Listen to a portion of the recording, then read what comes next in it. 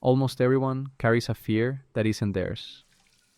They inherited it from their parents, their family, the people who love them. I got my mom's. She saw my dad's business collapse when I was 14, and she saw what a crisis does to a family. When I told her I was going to quit the best paying job of my life, she begged me not to. And her fear made total sense. I was a jack of all trades. I sold wooden signs, I sold phones, I sold tour packages, until I learned to code through YouTube videos in a small town called Oxapampa, where literally nobody does that. The truth is, 2 years and 7 months ago, I decided to quit at a crucial moment in my life and for my family.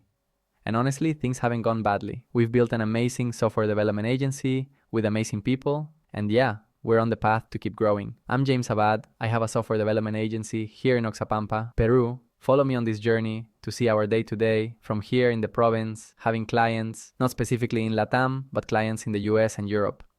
Thank you so much for watching. Bye-bye.